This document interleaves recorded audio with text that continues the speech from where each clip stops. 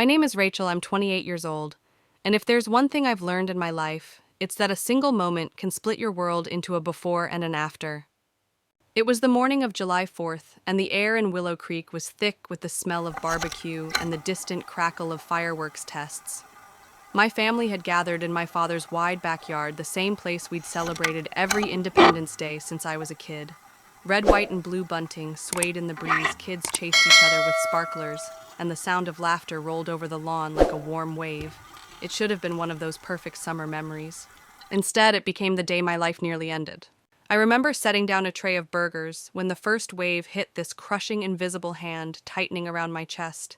It felt like my ribs were being cinched with a belt pulling tighter with every breath. My vision fuzzed at the edges. I staggered toward the picnic table, trying to hide it because I knew exactly what would happen if anyone noticed. Sure enough, my father's voice cut through the chatter, sharp and irritated. "Stop being dramatic, Rachel. We've got guests." I wanted to tell him I'm not being dramatic. I can't breathe. But decades of being called a faker, an exaggerator, a burden, had trained me to swallow those words. My knees buckled slightly, and I gripped the edge of the table to keep from going down. My aunt glanced over and smirked, trying to get out of cleanup duty again. That sting, more familiar than it should have been, sparked something ugly inside me. The fear that I might be seriously ill was tangled with the certainty that no one would believe me. I'd been in this role my entire life, the overly sensitive one, the girl who cried wolf. My mind raced. If I sit down now, they'll say I'm lazy. If I leave, they'll say I'm rude. And somewhere in that spiral of humiliation and panic, my lungs screamed for air, my body trying to make me listen. I remember looking around the yard and thinking, this might be the last time I see this scene. The bunting, the grill, smoke, the distant pop of kids' firecrackers, it all blurred into a surreal haze. But still, my father's scowl stayed sharp in focus. That was the moment I realized if I didn't save myself, no one here would. If you've ever felt that desperate, lonely fight to be believed, you know exactly why I'm telling you this. And if you're hearing my story now, let me know where you're watching from. I want to know how far these words reach. I tried to steady my breathing, counting in my head, willing the tightness to fade. But with each second, it grew worse. The edges of the world dimmed. My aunt's voice became a distant echo. Somewhere deep inside, a cold certainty settled in. This wasn't going to pass on its own. I wish I could say someone noticed then, that someone recognized the fear in my eyes and rushed over. But what I got instead were more sidelong glances, the kind you give a child throwing a tantrum in a store. And maybe that's why in that instant, something in me broke, not in the way that makes you crumble, but in the way that makes you decide. I wasn't going to play my part in their script anymore. I straightened, locked eyes with my sister across the yard, and silently mouthed, "Help me." That's when everything began to change. The moment my sister Lily's eyes locked with mine, I could see her face shift from casual hostess mode to full alert. She was already moving toward me before I even took a step, weaving past our cousins clustered near the grill. "Rachel, what's wrong?" she whispered, her voice pitched low so the others wouldn't hear. I hesitated, old habits die hard, but one look at her told me she wasn't going to let me deflect. "I can't get a full breath," I admitted. Even speaking those few words felt like pulling air through a straw. Her hand went to my arm, steady and warm. "Sit now." Before I could answer, my father's voice cut through again, sharp and impatient. "What's this about? We've got tables to clear. Lily, take those trays in." Lily didn't even glance at him. "Dad, she's not okay." She said, her tone more steel than I'd ever heard. That made a few heads turn.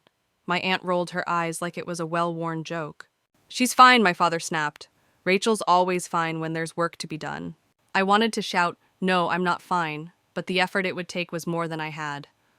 My chest felt like a balloon someone was squeezing in their fist. Lily crouched to meet my eyes. "Listen to me. We need to figure out what's going on." She slid an arm around my back, steadying me as I sat. "When did this start?" "This morning I managed. It's been getting worse." And then, because I'd been conditioned my entire life to justify every complaint, I added, "It's probably nothing. Maybe the heat." Her brows pulled together. "Rachel, this isn't nothing." From somewhere behind us, my aunt's voice dripped with sarcasm. Here we go again. I swear she could turn a paper cut into a Broadway tragedy. That's when Lily really stood and faced the family. Her voice was calm, but every word landed like a hammer. "She can't breathe. If you can't take that seriously, get out of the way. You could have heard a pin drop. I wish I could say my father backed down then, but he didn't. His mouth opened, ready to launch into another lecture about overreacting, and that's when Lily leaned toward me and murmured, "Rachel, we're calling someone." Don't I started, but she cut me off. "I'm not asking," she said, and she was already pulling her phone from her pocket. I tried to picture the fallout, the gossip, the sideways looks that told you, so if it turned out to be nothing. But another sharp, stabbing pain shot through my chest, and I knew we were past worrying about embarrassment. While Lily spoke to the 911 operator, I heard my father mutter something about wasting everyone's time. But there was an edge in his voice now, one I recognized uncertainty. I leaned forward, elbows on my knees, focusing on the slow in, slow out pattern Lily was showing me with her hand. The edges of my vision were still fuzzed, but her voice on the phone, steady direct, was an anchor. "Yes, she's conscious," Lily said into the phone, "but she's struggling to breathe." Chest pain dizziness started this morning, worsening fast. By now the cousins had stopped pretending not to watch. My aunt's smirk had vanished. Even Dad was quieter, though he hadn't moved closer. "You're doing great," Lily murmured to me after hanging up. "They're on their way. Just keep breathing with me." For the first time that day, I let myself believe that maybe someone would take this seriously. And if you've ever had to fight to be believed, you know how rare and powerful that moment is. If you're here listening, hit subscribe so you don't miss what happened next, because trust me, it changes everything. The sirens came faster than I expected. The wail cut through the laughter from the neighbors' cookout, silencing the small talk around us. A pair of EMTs strode into the yard, their movements brisk but calm. One knelt in front of me, introducing himself as Aaron, while the other set down a case and clipped a monitor to my finger. "What's your pain like?" Aaron asked. "Sharp. Right here." I pressed a hand to my chest, and "It's hard to breathe." He nodded, glancing at the monitor. "Oxygen's low, heart rate's high." He turned to his partner. "Let's get her on a stretcher." The shift in the air was instant. People who'd been smirking were suddenly frozen. My father stood off to the side, arms crossed, but his eyes followed every movement. As they lifted me, Lily squeezed my hand. "I'm coming with you," she said, and I believed her. The fireworks hadn't even started, but for me, the night had already exploded into something that would change everything starting right now. The ambulance doors swung shut behind us, sealing out the backyard murmurs and the smell of charcoal smoke. Inside, it was all bright lights, beeping monitors, and a crisp scent that felt out of place for the 4th of July. Lily sat on the bench to my right, her knees almost touching mine, still holding my hand, like she was afraid I'd vanish if she let go. The EMT named Aaron placed an oxygen mask over my face, his voice low but firm. "Breathe normally if you can, Rachel. We've got you." His partner strapped a blood pressure cuff to my arm and started rattling off numbers I couldn't quite process. I focused on Lily's thumb brushing against the back of my hand in slow, steady arcs. That rhythm became my anchor. I knew if I let the panic in it would choke me faster than whatever was happening in my chest. Aaron leaned closer. "Have you had anything like this before? Any history of asthma, heart issues, lung problems?" I shook my head under the mask. "No, nothing." He gave a quick nod and tapped his partner. "Get a line in, let's call ahead possible PE." The words barely registered until Lily asked PE. Aaron glanced at her. "Pulmonary embolism, blood clot in the lungs. We can't confirm until imaging, but the signs are there." A chill ran through me, and it had nothing to do with the air conditioning blasting in the rig. My brain scrambled to make sense of it. Blood clot, lungs blockage. It sounded clinical, but the way Aaron moved, fast, precise, told me this wasn't just another box to check. This was urgent. I tried to speak to ask if I was going to be okay, but the oxygen mask and the effort of breathing made it impossible. Instead, I listened to Lily's voice steady even as her grip on my hand tightened. "We're almost there, Rach. Just hang on." Through the small side window, I caught flashes of the town familiar storefronts, the corner diner, the blinking yellow light at Main and Oak. Everything looked normal, and that somehow made it more surreal. Out there, life went on. In here, every second felt like a countdown. The radio crackled, and Aaron relayed our ETA and my vitals to the hospital. Female 28, acute respiratory distress, tachycardic, hypotensive, possible PE. Oxygen sat low, 80s on room air, mid-90s on mask. No prior medical history reported. Hearing myself reduced to data points was strange, detached, like they were talking about someone else. But I didn't have the strength to correct it. My whole world had narrowed to the fight for each breath. We hit a bump and the stretcher jolted. My chest screamed in protest. Lily immediately leaned in. "Hey, look at me," she said softly. "Remember last summer when we went to the lake and you swore you wouldn't jump in because the water was too cold, and then you did it anyway?" I blinked at her through the mask. "You were terrified, but you didn't let it stop you. This is just another jump. You've got this." It was absurd comparing this to a lake jump, but her voice gave me something to hold on to. And maybe that was the point. Aaron's partner checked the monitor again. BP's dropping, 70/40. "All right, let's move," Aaron said. He leaned toward me. "Rachel, we're going to get you into the ER right away. You're in the right place now." The ambulance slowed, siren still wailing, and then we were backing up to the hospital bay. The back doors flew open and a rush of cooler night air hit my face. Hands I didn't recognize, unclipped straps, slid the stretcher out, and we were moving fast under glaring fluorescent lights. The ceiling tiles passed in a blur overhead. Somewhere Lily's voice followed. "I'll be right here." I caught one last glimpse of her as a nurse guided her to the family waiting area. Inside the trauma bay, the noise doubled. Beeping monitors, quick commands, the metallic clink of instruments. A doctor leaned over me, introducing herself as Dr. Patel, her eyes scanning my chart as she spoke to the team. "Let's get a CT angio chest stat. Start anticoagulation. Monitor SATs closely. Prep for possible intubation." There was no room for denial anymore, not from my family and not from me. Whatever was happening was real, and it was big enough to have a room full of strangers moving like clockwork around me. As they rolled me toward imaging, I realized I'd crossed an invisible line. I wasn't just the girl who cried wolf anymore. I was the woman who'd been gasping for air in plain sight, and finally someone believed me. And that was just the beginning. The CT scanner looked like a giant glowing halo, cold and impersonal, but somehow reassuring in its precision. Two techs wheeled me into position, sliding my stretcher alongside the machine, while explaining the process in quick, clipped tones. My mind was foggy, but I caught fragments, hold still, deep breath contrast die. One of them adjusted the oxygen mask, making sure it fit snugly. "You might feel a warm flush when the dye goes in," he said. "That's normal. We'll be quick." Normal. The word sounded almost laughable. Nothing about tonight felt normal. As they slid me into the scanner, the world became a tunnel of whirring machinery and muffled voices. The contrast dye surged into my veins, heat blooming in my chest and racing down my arms. I kept my eyes on a small blinking light overhead, using it as a tether to stay calm. "All right, Rachel, hold your breath." And exhale, a voice instructed over the intercom. I did as told, though each inhale still felt like I was pulling air through wet cloth.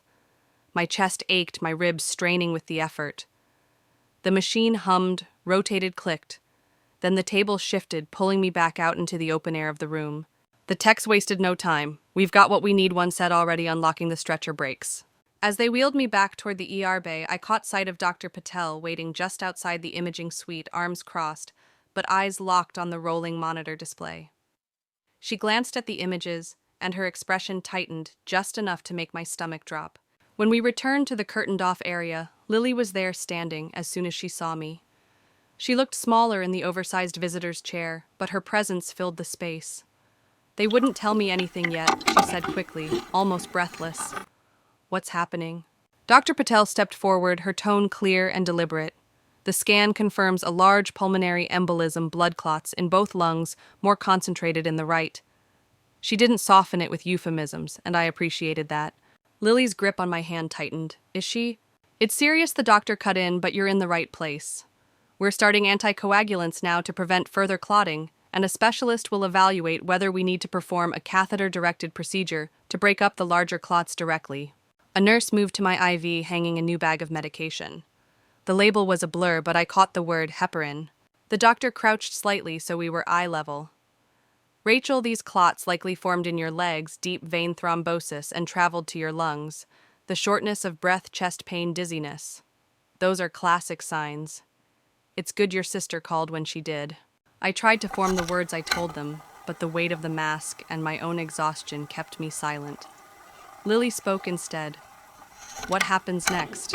Dr. Patel explained the monitoring, the possible procedure, the risks.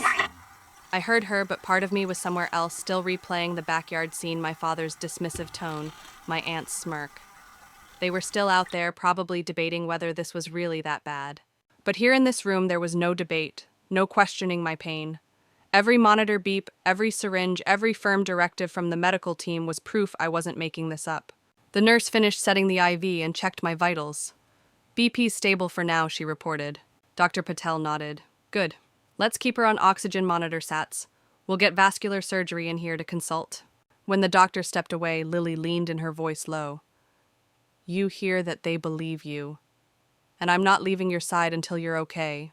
I felt the sting of tears hot against the cool air of the ER. Not from fear, though there was plenty of that, but from the sudden relief of being seen. Outside the curtain, I could hear muffled voices, my father's low and gruff asking a nurse for an update. I didn't know if I wanted to see him. Part of me craved an apology. Part of me knew it might never come. For now, I focused on the steady rhythm of Lily's thumb on my hand, the hiss of oxygen in the mask, and the knowledge that whatever came next, I wasn't alone in this fight anymore. By morning, the ER's constant churn of activity had blurred into a strange, timeless haze. I'd drift in and out of shallow sleep, the hiss of oxygen and the beep of monitors forming a kind of mechanical lullaby.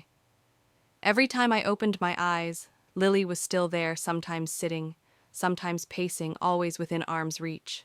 Around 8 a.m., Dr. Patel returned with another doctor in Navy scrubs, who introduced himself as Dr. Klein from vascular surgery. His voice was steady, almost conversational, but his eyes scanned my chart with razor focus. We've reviewed your scans, he said. The largest clot in your right lung is blocking significant blood flow. We recommend a catheter-directed thrombectomy. Essentially, we'll insert a thin tube into your vein and deliver medication directly to the clot to break it up. It's minimally invasive, but it's urgent. The longer we wait, the higher the risk. Urgent. That word again. I glanced at Lily, who didn't flinch. Do it, she said before I could speak. Dr. Klein nodded, then looked at me. Rachel. I managed a nod. Words still felt heavy in my chest. They explained the procedure in detail entry through a vein in my groin or neck, threading the catheter up to the lung using both mechanical and chemical means to break apart the clot. Risks, benefits, possible complications. It all washed over me in a blur, punctuated by Lily's questions about recovery time and follow-up. While they prepped me, Lily leaned close. You know, this could have been a lot worse if I'd listened to them yesterday, she whispered. I didn't need to ask who she meant. As the nurse adjusted my gown and taped new lines to my arm, I caught sight of movement in the hallway. My father stood just beyond the curtain, his hands shoved in his pockets. For a moment our eyes met. There was something there, worry maybe, or regret. But then Dr. Patel stepped between us, and the moment was gone. They wheeled me toward the vascular suite, Lily walking beside the gurney. The hallways smelled faintly of antiseptic and coffee, an odd combination that somehow made me more aware of my own pulse. Hey, Lily said softly, you've got this. Remember, they believe you now. That's the only thing that matters. For the first time in hours, I let myself believe it too. Inside the procedure room, the team moved with swift precision. Bright lights, trays of instruments, a large monitor mounted on the wall. Dr. Klein positioned himself at my side. We'll keep you lightly sedated, he said. You might feel pressure, maybe some warmth, but you shouldn't feel pain. The sedative crept in quickly, softening the edges of the room. I could still hear the murmur of voices, the occasional instruction, advance the catheter. Injecting contrast now, but they seemed far away like echoes down a long tunnel. At one point, I felt a faint pulling sensation in my chest, followed by a strange lightness. It was subtle, but different, like someone had loosened a knot I hadn't realized was there. Clot's breaking up nicely, Dr. Klein said, and I felt Lily's hand squeeze mine. She must have been allowed to stand nearby. When it was over, they wheeled me back to recovery. My chest still ached, but breathing felt possible again. Less like a fight, more like an effort I could manage. Lily settled back into her chair beside me. They said it went well. She reported, her smile small, but real. You scared the hell out of me, though. I scared myself. I croaked, my voice scratchy from the mask and dryness. She leaned closer. Rachel, I want you to promise me something. Next time, any time you feel something's wrong, you tell me. No matter who else is in the room, no matter what they say. I nodded, the weight of her words sinking in. For years, I'd been trained to doubt myself, to filter my own reality through someone else's approval. Maybe that ended here. And if you're watching this, Ask yourself, how many times have you ignored your body because someone told you it was nothing? Tell me in the comments. Your story matters. As I drifted into a medicated sleep, one thought looped quietly in my mind. This wasn't just about surviving the embolism. It was about unlearning a lifetime of disbelief and finally choosing to trust my own voice. The next morning, sunlight spilled weakly through the slatted blinds, striping the hospital wall in pale gold. I'd slept in broken stretches, waking each time the nurse came to check my vitals, or the IV pump beeped its shrill little alarm. Still, my lungs felt looser, the pain in my chest downgraded from a vice grip to a dull ache. Lily was already awake, sitting cross-legged in the visitor chair with a styrofoam cup of coffee and her phone in hand. She looked like she hadn't left all night, which, knowing her, she hadn't. "They'll be in soon to run another Doppler," she said as soon as she saw my eyes open, "to make sure there aren't clots hiding in your legs that could travel up again." Her tone was factual, almost businesslike, but I caught the way her free hand kept flexing like she was wringing invisible water from her fingers. The tech who arrived to perform the ultrasound was young, with a warm smile and quick efficiency. Cool gel light pressure, the hum of the transducer. "Veins look clear," she said after a few minutes. Relief washed over me, warm and unexpected. But my mind wasn't done turning over yesterday's events. Every detail kept replaying the way the first ER doctor had dismissed me, the smirk on the triage nurse's face, the weight in Lily's voice when she demanded more tests. My pulse picked up just thinking about it. That's when Lily set down her coffee and leaned forward. "Rachel, I'm not letting this slide. Not for you, not for anyone else they might do this to." "What do you mean?" I asked, though I already knew. "I mean a formal complaint. Names, times, exactly what they said and what they failed to do.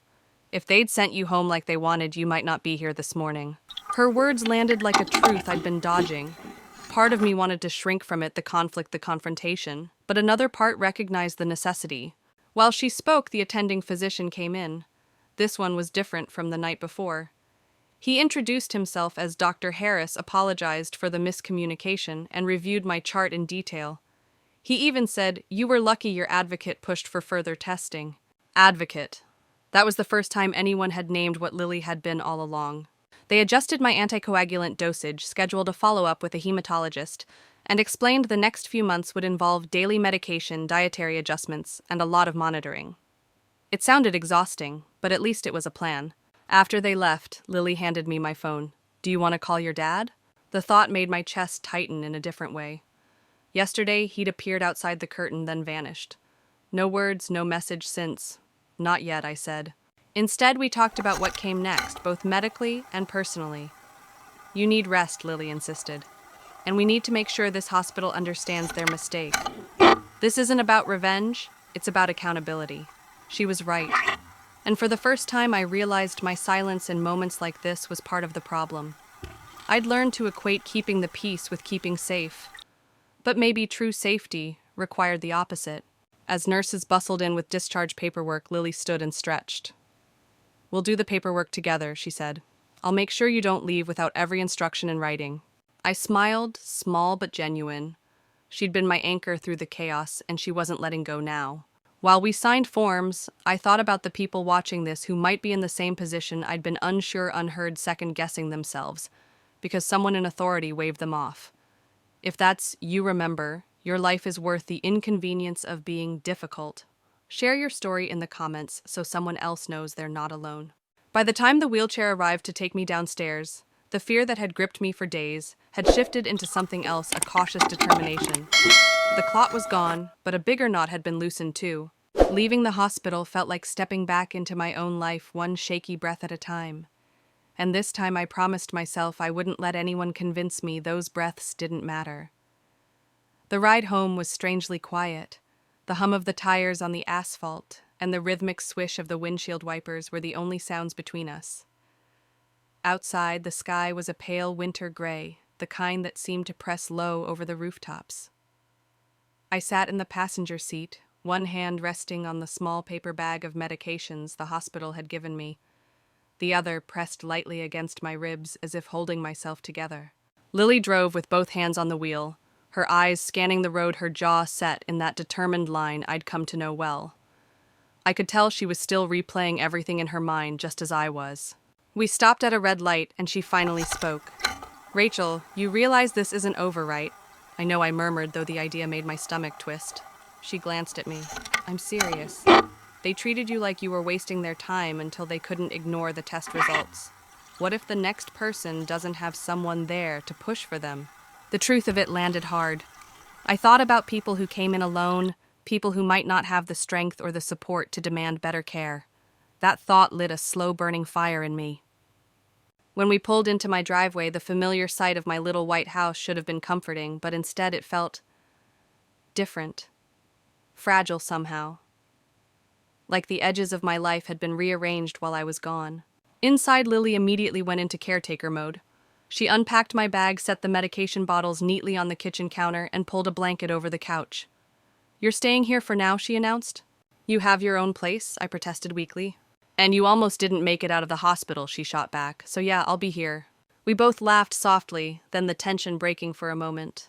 But the undercurrent remained. Later, as I sat curled under the blanket, Lily brought over her laptop. I've already drafted the timeline, she said, turning the screen toward me. On it was a detailed account of every interaction at the hospital, names, times, direct quotes. She'd even included the moment she'd threatened to call the hospital board. Lily, this is thorough. That's the point. We're not leaving room for them to say they don't remember or that it was a misunderstanding. We went through it line by line. Each detail felt like pulling up weeds from a garden, ugly, necessary, and strangely satisfying. By the end, we had a document that was impossible to ignore. That night, as the house settled into its usual creaks and groans, I found myself lying awake. The beeping monitors and antiseptic smell of the hospital still clung to me, but so did something else, this growing conviction that staying silent had never protected me the way I thought it had. I got up quietly, padded to the living room where Lily was dozing in the armchair, and whispered, "Thank you." She stirred, eyes opening just enough to focus on me. For what? For not letting them decide how my story ends. She smiled, slow and sleepy. We're just getting started. Her words lodged in my chest like a promise. If you're hearing this and thinking of the times you've been brushed aside, don't let that be the end of it. Speak up. Even if your voice shakes, even if you think no one will listen, say it anyway. Someone's life might depend on it. The next day we would send the complaint. But tonight I let myself rest, knowing I wasn't facing the fight alone. Morning light spilled through the living room curtains, pale and cold. I woke to the smell of coffee and the sound of Lily typing furiously at the kitchen table. She was still in her sweatshirt from the night before, hair tied up in a messy knot, and her phone sat beside her with a long string of unread messages from people I didn't recognize. "You're up," she said, glancing at me with that quick smile that always felt like a lifeline. "Good. We need to go over this one more time before we send it." I shuffled to the table, still wrapped in the blanket. The document on her screen was sharper now, polished, precise. It wasn't just a list of what happened. It was a roadmap of negligence, each entry timed and cross-referenced with my medical charts, that she'd somehow convinced the hospital to release early. I added the part where the nurse rolled her eyes when you said you were dizzy, Lily said, scrolling down, and the exact words the doctor used before leaving the room. It matters. It shows the pattern. My chest tightened. Reading it was like reliving at each line a reminder that my pain had been treated like an inconvenience. "Do you think it'll even make a difference?" I asked quietly. "That's not the point," she replied, her tone firm, but not unkind. "The point is to leave a record, something they can't erase. So the next person who walks in there doesn't get brushed off the way you did." We sat in silence for a moment, the cursor blinking at the bottom of the screen. Then Lily hit send.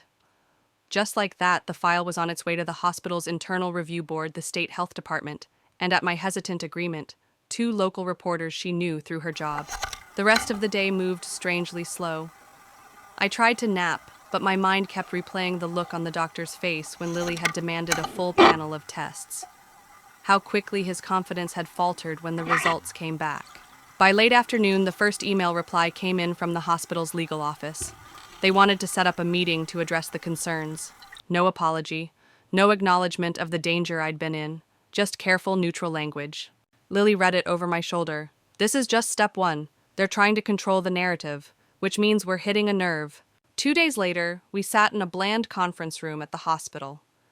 The administrator, a man in a navy suit who introduced himself only as Mr. Harris, flipped through a printed copy of our complaint, making neat little marks in the margins. Beside him sat the doctor, from that night his expression stiff, defensive. "Ms. Carter Harris began." We understand you feel there were lapses in your care. Lapses, Lily cut in. She was in a life-threatening state and you all acted like she was making it up. I placed a hand on her arm. It's okay, I murmured, but my voice was steadier than I expected. I turned to Harris. This isn't just about me feeling ignored. I had less than 3 hours before organ failure. You had the chance to act sooner and didn't. That's not a lapse. That's negligence. The doctor shifted in his seat but said nothing. Harris cleared his throat. We take these matters seriously. Then act like it, Lily snapped. The room went still. For a moment, no one spoke. Then Harris promised a thorough investigation and hinted at possible retraining measures. It sounded like damage control, but I could see in his eyes that they were worried about the reporters. When we left the meeting, the cold air outside hit my face like a wake-up call. Lily grinned, though there was steel behind it. You realize you just put them on notice, right? I exhaled, feeling the weight in my chest shift. Good. Maybe they'll think twice next time. If you've ever been in a room where people in power tried to make you doubt your own experience, remember this: your story is yours, and speaking it out loud changes everything. I didn't realize how fast things could spiral until the following Friday night. It was close to midnight when Lily's phone buzzed again. She'd been getting messages all week from the 2 local reporters, but this time she didn't open them right away. She glanced at me, her face unreadable, and then turned the screen so I could see.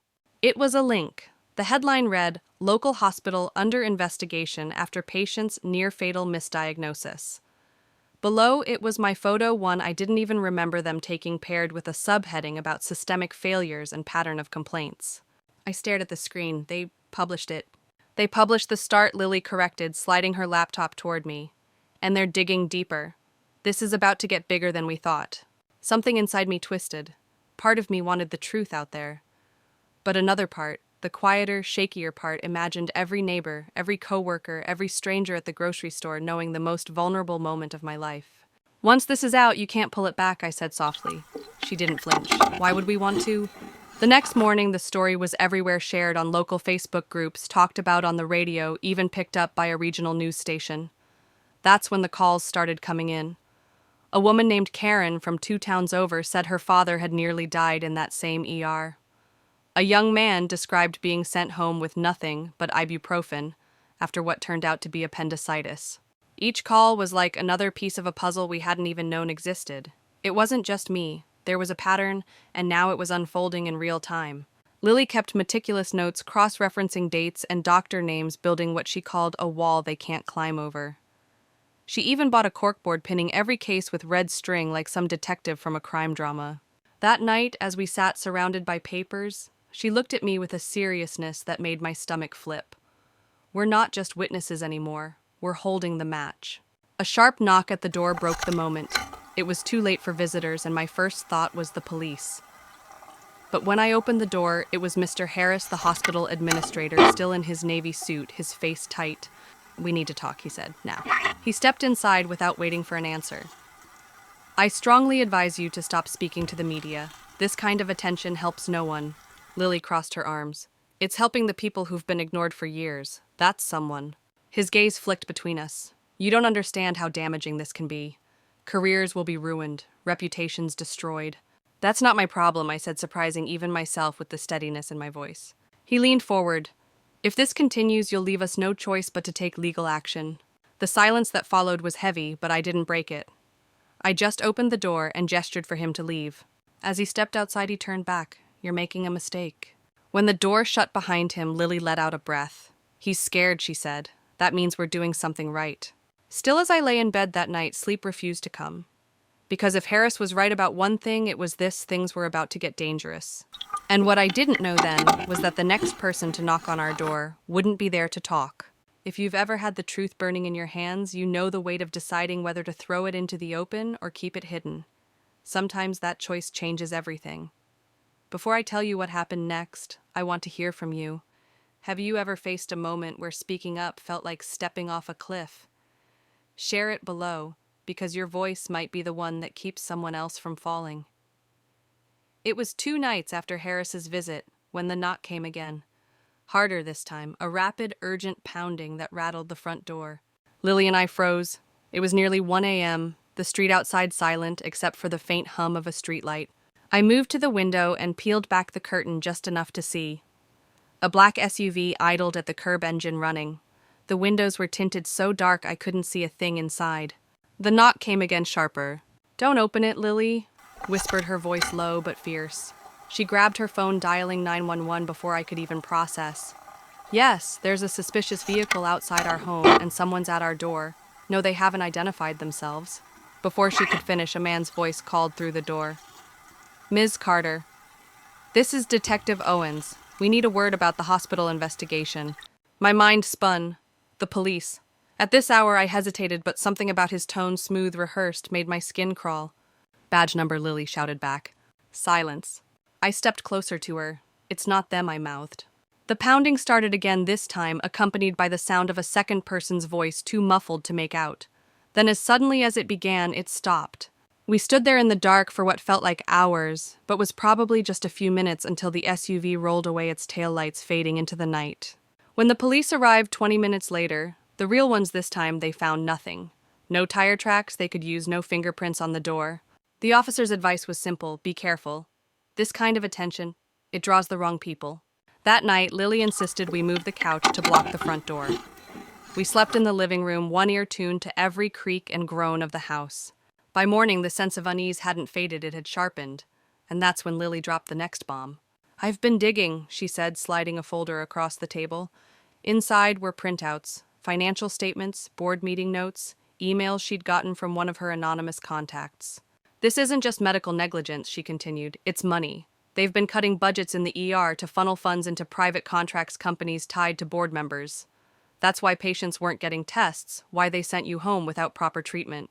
I felt a cold anger settle over me. It wasn't just mistakes, it was deliberate. We sat in silence, the weight of it pressing down.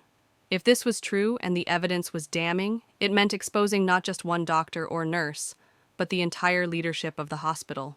Lily's phone buzzed again. This time it was an email from the lead reporter. "We have confirmation on 3 more cases, ready to go public with the financial angle, but we need a statement from you on record." I looked at her, the enormity of the decision clear in both our eyes. Once I went on record, there'd be no stepping back into anonymity. "That SUV last night," I said slowly, "wasn't random." She nodded. "No, it was a warning." The question was no longer whether the truth needed to come out, it was whether we were ready to survive the fallout. We agreed to meet the reporters in person, somewhere public, somewhere with enough eyes that no one could make us disappear without witnesses. Before we left, Lily placed her hand over mine. "Whatever happens after this, we're in it together, all the way." And I believed her. But as we drove toward that meeting, I couldn't shake the feeling that someone somewhere was watching. Some truths don't just set you free, they paint a target on your back. And I was about to find out just how big mine had gotten. If you've been listening to this point, you know how fast things can escalate when power is threatened. Before I tell you what happened in that meeting, think about this. If standing up meant risking everything, would you still do it?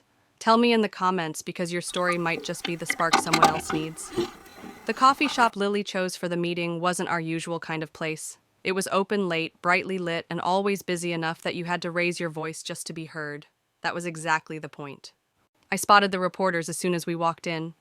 2 of them sat in the corner, laptops open, a pile of manila folders spread across the table. They looked up when they saw us, the taller one giving a quick nod. "Ms. Carter, thank you for coming," he said, shaking my hand firmly. His eyes flicked briefly to Lily before returning to me. "We've reviewed your daughter's files and the other cases. What we have is enough to trigger an official inquiry if we can publish it safely." The other reporter, a woman with sharp eyes, slid a folder across the table toward me. Inside were photos, patients, and beds, some hooked up to machines that looked older than me, and charts with red lines marking critical delays in treatment. I turned a page and froze. It was a copy of my own discharge form from the night I'd collapsed in the ER. The timestamps showed I'd been left waiting for nearly 4 hours before anyone checked my vitals. My chest tightened at the memory. Lily leaned in. "We can't let them bury this. You said you needed a statement. Well, she's ready to give it." I looked between them. "If my name's in print, there's no going back." The woman reporter's voice softened. "I won't lie to you. They will come after you. They'll question your credibility, dig into your past, maybe even try to intimidate you." She glanced at Lily. "But if you stay quiet, they win." Again. It wasn't the warning that swayed me. It was the memory of that SUV outside my house, the phantom knock in the night, the feeling of being prey. If I kept silent, they'd still come for us eventually. At least this way I'd go down fighting. "All right," I said finally. "Put me on record." The taller reporter hit a button on his recorder. "Please state your name and recount your experience with the hospital in as much detail as possible." I took a deep breath and began. I told them everything from the moment I walked into the ER, to the way staff avoided my questions, to the weeks of unanswered calls afterward. My voice shook at first, but then something shifted. Anger took over, steadying me. When I finished, the woman turned off the recorder and looked me dead in the eye. "You've just made this a national story."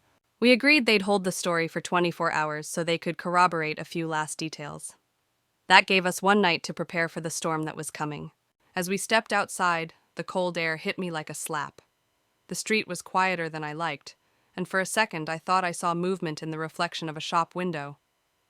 But when I turned, nothing was there. "Paranoia's setting in," I muttered. "Not paranoia," Lily said, scanning the street. "Caution." We drove home in silence, both of us scanning the rearview mirror more than the road ahead. Back inside, Lily set up 2 laptops on the kitchen table. "We'll track the first signs of pushback online. Tweets, press releases, any sign they're mobilizing against you."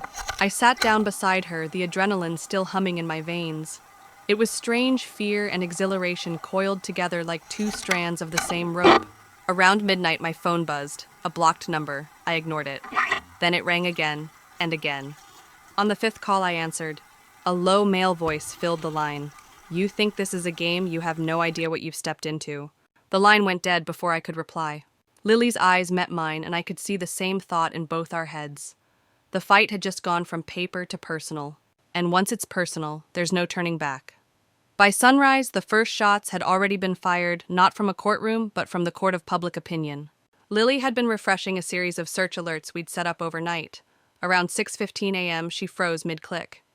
"Mom, they're already painting you as unstable." She turned her laptop toward me. There it was in black and white, a hastily written blog post on a local news site quoting unnamed hospital staff who claimed I was erratic and seeking attention. There were photos, 2 grainy, out-of-context shots of me leaving the ER months ago, paired with captions like "known to cause disturbances." My stomach knotted. They had this ready. Lily scrolled further. "Not just them, 3 other outlets have reposted it word for word. This is coordinated." I sat back, the bitter taste of recognition settling in. I'd seen this tactic before, back when a friend tried to expose financial fraud at her old company. Step 1, discredit the whistleblower. Step 2, flood the narrative before the truth gets traction. "Then we take back control," Lily said firmly. That's when I noticed her phone buzzing, a direct message from someone she didn't follow. She opened it slowly, as if expecting it to detonate. It was a single sentence: "Check the folder under K. Larson, billing." Lily's brows knitted. This could be nothing, or I finished the thought for her, or it's the thread that unravels everything. The name K. Larson rang a bell. Weeks ago, in one of the leaked patient logs, that name had appeared next to a massive charity care adjustment, a line item hospitals use when they claim they've provided free care. Except the patient, from what I'd read, had been billed 6 figures. We dug into our copies of the files. It took an hour, but we found it a locked subfolder nested 3 levels deep. The password was a mess of numbers, but Lily recognized the pattern. It matched the hospital's old parking validation codes. When the folder opened, the breath left my lungs. Spreadsheets upon spreadsheets, each listing charity write-offs for patients who had, in reality, been billed aggressively or sent to collections. Hundreds of cases going back at least 6 years. Each file cross-referenced to a bank transfer, none of which went to the patients. The money flowed instead into a series of shell nonprofits with bland names like Community Health Fund and Wellness Outreach. And then the kicker: board member names tied directly to those nonprofits, including the hospital's CEO. "This," Lily whispered, "isn't negligence. This is theft." I leaned back, the weight of it pressing down on me. This wasn't just my story anymore. This was a systemic machine, one that had been grinding down vulnerable people for profit. But my victory rush was short-lived. At 9:03 a.m., the phone rang. The voice on the other end was calm, almost pleasant. "You've made a mistake, Mrs. Carter," the man said. "Close whatever you're looking at. For your sake. And your daughter's." Before I could answer, he hung up. I looked at Lily. She didn't say we should stop. She didn't even blink. She just slid her laptop toward me and said, We send this to the reporters. Now. We packaged the files into a secure link and texted both journalists from last night. Within minutes, the woman called back, her voice electrified. Do you understand what you've just handed me? This could lead to federal charges. That's the point, I told her. She promised to verify every document and push the story live within 48 hours. Until then, she warned, we had to brace for maximum retaliation. Sure enough, by noon, my inbox was flooded. Fake complaints about my past jobs, an old property tax dispute dredged up from a decade ago, even a Facebook post claiming Lily had been expelled from school for violent behavior. It was all noise, but noise can drown out the signal if you let it. That night, as we locked up the house, Lily said quietly, "They think smearing us will scare us into silence." I really looked at her, this young woman who'd once been hesitant to even speak up in class, now standing shoulder to shoulder with me against something this big. They don't know, I said, that the more they try to bury us, the more they're just proving our point. She smiled, a fierce glint in her eyes. Then let's make sure they regret underestimating us. Outside, the wind carried the sound of distant sirens. Inside, we prepared for the next move, because this wasn't just defense anymore. This was war. The next morning didn't start with coffee. It started with a knock. Not the polite neighbor bringing muffins kind of knock. This one was heavy, deliberate 3 thuds that made the picture frames on the wall tremble. Lily and I exchanged a glance. "Don't open it," she mouthed. I checked the peephole. 2 men in plain suits stood on the porch, one holding a folder, the other scanning the street like he expected trouble to arrive any second. The taller one called through the door, "Mrs. Carter, we just need a moment of your time." I didn't move. "And you are?" "State investigators," he said smoothly, flashing something that could have been a badge or could have been anything at all for how fast he lowered it. "We have some questions about certain documents in your possession." I could feel my pulse in my ears. They'd moved fast, too fast for this to be an official inquiry. This was intimidation dressed up as authority. From the living room, Lily whispered, "What do we do?" I stepped away from the door and grabbed my phone. "We livestream." She blinked, then grinned. Within seconds, we were broadcasting to my modest but loyal online following. The camera framed the door as I announced, 2 men claiming to be state investigators are at my home right now, asking about documents tied to charity care fraud. If anything happens to me or my daughter, this is why. There was a pause outside. Then without a word, the men turned and walked briskly to a black SUV parked across the street. No plates, just tinted windows and silence. The comments on the stream exploded, people demanding answers, tagging local reporters, even offering to come stand guard outside our house. Lily cut the feed after a minute, but the damage was done. We weren't invisible anymore. By noon, one of the journalists texted, "Hold tight. We're going to air something big tonight. It won't be the full story yet, but it'll make them sweat." That night, the teaser aired at the end of the 10 o'clock news. It was only 90 seconds long, but it was enough blurred images of the spreadsheet's voiceovers from anonymous whistleblowers, describing aggressive collections and a line that made my heart race. Sources tell us the alleged fraud could exceed tens of millions of dollars. The segment ended with a promise full investigation coming this Sunday at 7 p.m. Within an hour, my phone lit up again. This time it was an unknown number. I answered without thinking. "You've made a lot of enemies, Mrs. Carter," the voice said. "Do you really think your friends in the press will protect you?" I kept my voice steady. "I think the truth will." A dry laugh. "Truth is whatever people believe. And by Sunday, they won't believe you." Click. I sat there, phone still in my hand, when Lily came in with her laptop. "You need to see this." On her screen was a website slick, professional, and brand new. It was a fact-check page dedicated entirely to me, complete with a fabricated resume, doctored photos, and a timeline of supposed lies I'd told over the years. "They bought the domain yesterday," Lily said, scrolling. "This is all they've been doing for the past 24 hours, building this smear campaign." I felt the weight of it pressing in, but I also felt something else resolve. If they were this desperate, it meant they knew the real story was coming. I leaned over the table. "Then we give people a reason to doubt them, not us." That's when Lily pulled up an email draft. "We've been holding back some of the juiciest evidence, right? What if we drop one piece, just one that's impossible to spin?" It was risky, but the idea had teeth.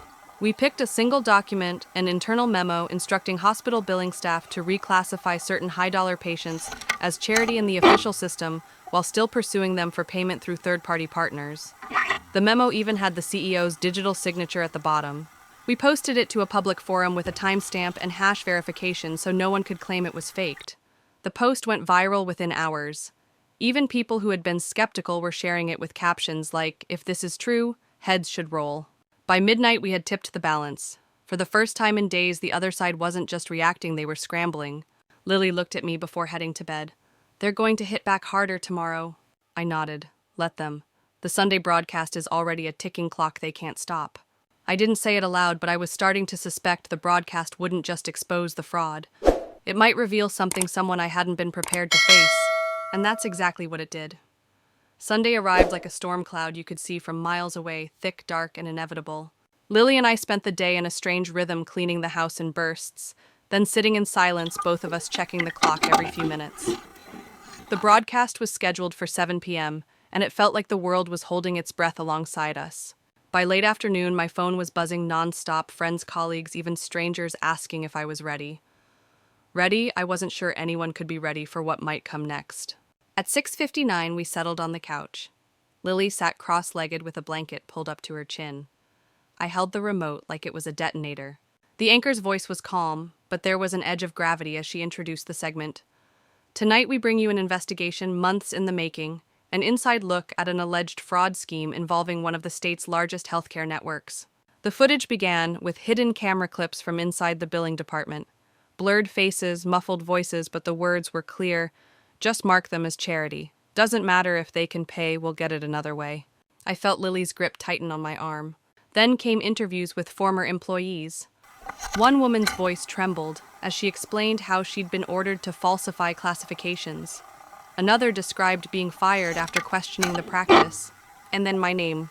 The screen showed a blurred still of me entering my old office. The voiceover called me a former administrative coordinator turned whistleblower. They played my recorded interview where I spoke about discovering the discrepancy in charity care numbers and tracing it to upper management. But the real gut punch came next. The camera cut to a sharp-suited man face in full view. The caption read, "Charles Whitmore, former chief financial officer." My stomach dropped. Charles wasn't just an executive, he was my ex-husband. Lily's eyes went wide. "Mom?" The reporter narrated Whitmore, now under state investigation, is accused of authorizing the reclassification policy and personally approving third-party collections on patients already counted as charity. I stared at the screen, the words bouncing around in my head. It wasn't just the fraud, it was him. The man who'd once shared my home, my life, had been at the center of it all. They played a clip from his deposition, his lawyer sitting beside him as he denied knowing anything about the practice. But the memo we'd leaked earlier flashed on screen, his digital signature glaring in the corner. The segment dug deeper, revealing that the third-party collectors weren't random contractors. They were shell companies tied to Charles's business partners. Millions of dollars had been funneled through them. By the time the anchor wrapped up, the room felt colder. My mind was spinning, not just from the confirmation of his involvement, but from the realization that the threats, the smear site, the men at my door, all of it might have been orchestrated by someone I once trusted completely. Lily turned to me, her voice shaking. "Do you think he's the one who's been—" I cut her off. "Yes, I do." We sat in silence for a long moment before I spoke again. "This changes everything. He won't just try to discredit me, he'll make it personal now." As if on cue, my phone vibrated. A text from an unknown number. "Hope you enjoyed your little TV moment. You just declared war on the wrong man." I stared at it, feeling the weight of every choice I'd made. This wasn't just about exposing a corrupt system anymore. It was about facing a man who knew exactly how to hurt me. And yet, something inside me hardened. I'd been afraid before, but now it was personal for me too. I turned to Lily, my voice steady. "They think tonight was the climax. They have no idea what's coming next." Because I already knew what my next move would be, and it wasn't going to be quiet. The morning after the broadcast, the world felt sharper. Even the air seemed to hum with a kind of restless energy. My inbox was overflowing, journalists wanting follow-ups, legal organizations offering assistance, strangers thanking me for speaking out. But beneath that flood of support was a steady undercurrent of menace. The same anonymous number from last night sent me 3 more messages before noon. Each one was shorter than the last, but colder. I wasn't going to let fear dictate my next step. If Charles had declared war, I was ready to finish it on my terms. By mid-morning, I was at the office of Marquez & Dunn, a law firm with a reputation for taking down giants. They'd reached out to me months earlier, but at the time, I'd been too afraid to make it official. Not anymore. We sat in a glass-walled conference room overlooking the city. Attorney Lisa Marquez leaned forward, sliding a thick folder toward me. We've been compiling evidence from your whistleblower packet and what the investigative team found. But last night's segment gave us something we didn't have before public leverage. I flipped open the folder. Inside was a detailed litigation plan, a civil suit for wrongful termination retaliation, and emotional distress paired with a separate referral to the state attorney general for criminal charges. Lisa's voice was calm, but there was steel underneath. We're going after not just the company, but the individuals, including Whitmore. Hearing his name in that context, a defendant lit something inside me. That afternoon, I met with the investigative journalists again. This time, I wasn't just a source. I was a partner. We pored over financial records, cross-referencing shell companies with campaign donations and luxury property purchases. The deeper we went, the more I saw the outlines of a network one Charles had helped weave for years. By the end of the day, we had enough to trigger an immediate subpoena request. The knock came just after 7 p.m. I half expected it to be another shadowy figure on my porch, but when I opened the door, it was a uniformed courier with a thick envelope. Inside was a restraining order, against me, filed by Charles claiming I was harassing him and damaging his reputation. It might have been laughable if it weren't so calculated, his way of flipping the narrative, making himself look like the victim. I called Lisa immediately. She didn't even pause. We'll challenge it. And when we do, the court will have to hear why you were in contact with him, which means introducing evidence. He just opened a door we can walk right through. That night, I sat with Lily on the couch, the two of us surrounded by printouts, legal pads, and sticky notes. It felt less like hiding from a threat and more like preparing for a campaign. Are we really doing this? She asked quietly. Yes, I said. We're going to see it through to the end. And when it's over, I want you to know we didn't back down, not once. 3 days later, we filed the suit. The news broke before the ink was dry, splashed across headlines: whistleblower sues former employer and ex-husband in fraud scandal. I watched the coverage not with dread, but with a strange sense of calm. Every move I'd made had led here to this point where retreat wasn't even an option. Late that evening, as the city lights flickered against our living room walls, I opened my laptop and drafted a short post for social media. This fight was never just mine. It belongs to every patient who was taken advantage of, every employee forced to choose between their job and their ethics, every person who's been told to stay silent. I won't be silent. And if you've ever been in that position, share your story. Let them know we're not alone. I hit publish. The notifications started instantly, shares, messages, other whistleblowers stepping forward. And right then I knew this was bigger than any personal vendetta. This was a movement. The final act of this battle would come in court, but tonight I could feel the tide turning. And in my heart I was already looking ahead to the next chapter, not just for me, but for everyone who refused to be silenced. When the storm finally passed, I found myself sitting alone on my porch, a cup of coffee in my hands, watching the first soft light of morning spill across the yard. The chaos, the shouting, the sharp sting of betrayal, all of it felt like a distant echo now. My breath came steady. My heart, once a constant drum of fear and anger, finally beat in a quiet rhythm. I had walked away from them, not just physically, but in every way that mattered. The chains of obligation of trying to prove my worth to people who had already decided who I was had fallen away. And in their place was something I'd never truly felt before: freedom. Liam once told me, family isn't always who shares your blood, it's who shares your battles. He was right. The people who stood by me, the friends who believed me, the strangers who offered kindness without expectation, they became my family. As I planted the last row of flowers in my garden, I realized this wasn't just about revenge. It was about reclaiming my life. And in that quiet, I understood some endings aren't explosions. They're gentle closures, soft enough to let you breathe, strong enough to carry you forward. And that's how I chose to end my story, not in their shadow, but in my own light.